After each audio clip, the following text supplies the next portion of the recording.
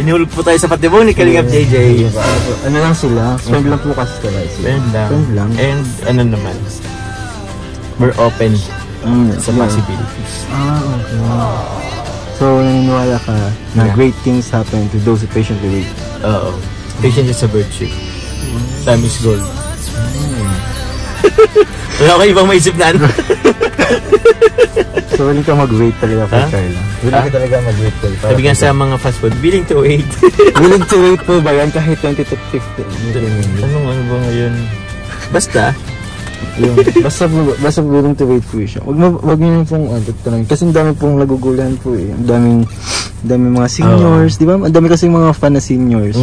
Siyempre mga impatient yan, mga seniors. Kaya gusto po nila maging sila na agad-agad. Ano? Impatient ba? Sabi mo? Yes, mga impatient. Marami po kasing impatient eh. Gusto lagi na agad-agad. Birada agad.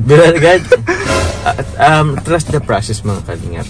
Trust the process po yun. Di ba yung iba nga, nagiging magkaibigan muna. Yes! Sa naging magkaibigan. Just like us. Eh. Kakay, happy anniversary. Happy second anniversary. Ay, grabe ito yun. Grabe naman. Yun, wish you the best. Yun and naman. The lifetime togetherness. And the lifetime togetherness and full of loveliness. Grabe naman. Yes, keep the fire burning. Hey! Kayo din, keep the love ignite. Ignite lang. Ignite. Parang ignite mo lang yun. Oh. Ignite mo lang yung love niyo ni Carla. Going strong. Kaya pala may mga AA sa pag nag-live ako pag Jumcar. Bakit? Sabi ano po, ano po yun? Dati kasi ano yun? Sociable kasi dati, sociable. Ngayon AA-able na ngayon. Ay, kaya pala. Wala.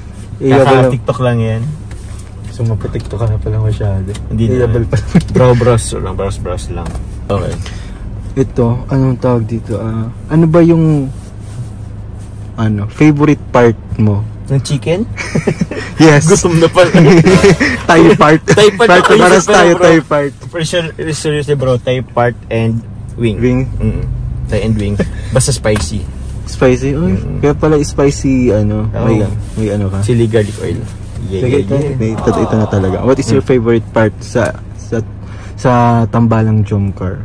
Ano ba yung strength? Strength? Kasi siguro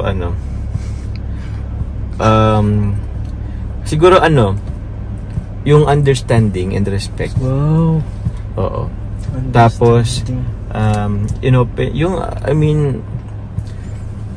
namin yung isa't isa. Parang ganun. Parang yung friendship doon, nauna yung friendship. Siguro doon.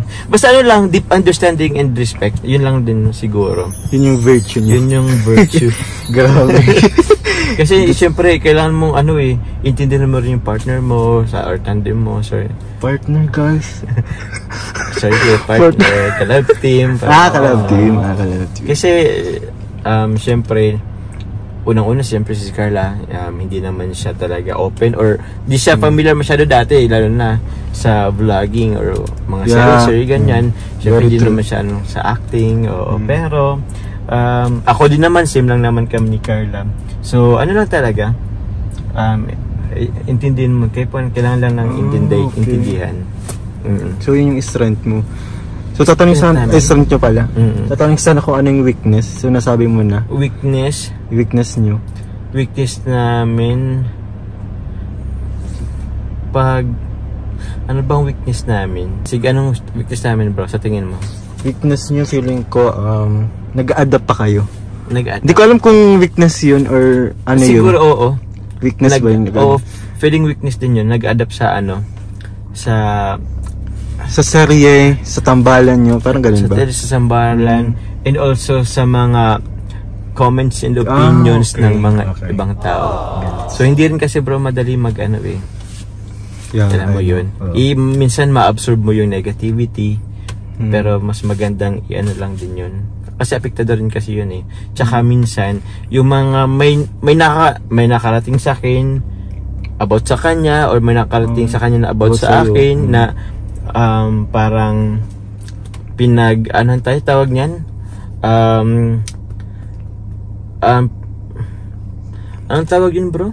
Ano bang ginagawa sa inyo? Yung tipong mga fake news ba? Mga hinala. Oo, mga hinala na hindi naman totoo.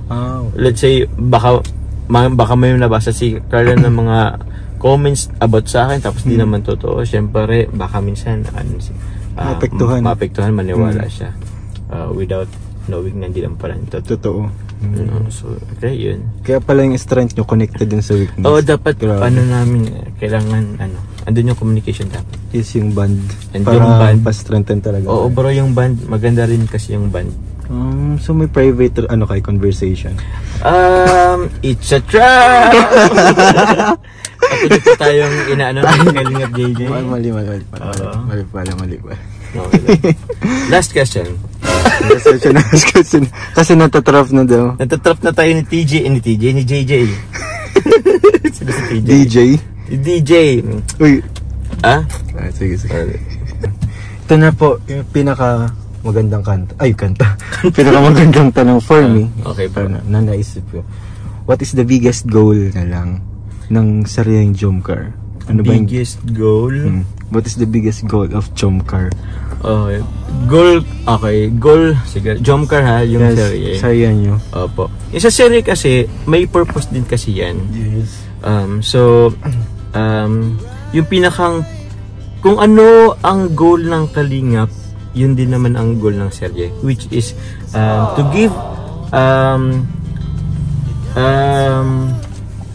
give comfortable or to give help po sa mga nangailangan, sa mga needy na tao, pamilya.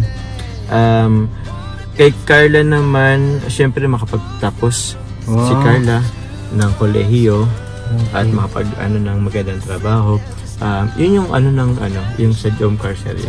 Syempre, meron din ako, nagbe-benefit din naman ako niyan sa channel ko and also sa mga channels natin, sa mga ating mga kasamahan.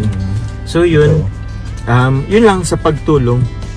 Yun yung parang pinakang pinakang biggest na sana ng Jomcar. Kasi through views yung Jomcar series po. Parang ganun. And yung mga personal namin ni Carla, alam mo yung tipong time will come kung kung anong mangyayari. Whatever happens, happen. May rason. Ang mga bagay-bagay. Everything happens for a reason. So, ibig sabihin talaga, grabe talaga yung samahan nyo, which is, nagpo-promote po ng multi-purpose. Purpose. Oo. Maraming siya. Parang maraming tulong sa lahat. Grabe. Kaya parang ganun lang. Maraming objectives yung Jomcar. Maraming objectives. Maraming goals. Kaya maraming goals. Parang sinanimous word. Ha? Sinanimous. Oo. Yun po. Grabe. Maraming ano bang masasabi mo sa mga taong hindi naniniwala na ang sarili is pagtulong lang? Kasi ang dami kasing nagsasabi na for love team, ganyan. Dami kasi nakatulong siya sa mga viewers when it comes to stress reliever nila ang panonood ng Jomcar. Tapos yung panonood nila nag-ano siya sa views. So yung views naman kumikita, din yung kita naman yan pinagtutulong sa mga pabahay, sa mga pagchicharity po ng Kalingap para ganun. And also po kay Carla sa kanyang pag-aaral, and yun. At sa iba sa madami sa lahat ng beneficiaries, yun lang naman siya. Kaya po siya, tawag niyan, hindi lang siya tulong po yung niyan sa ibang mga tao po. Nakatulong po talaga siya. Promise, legit.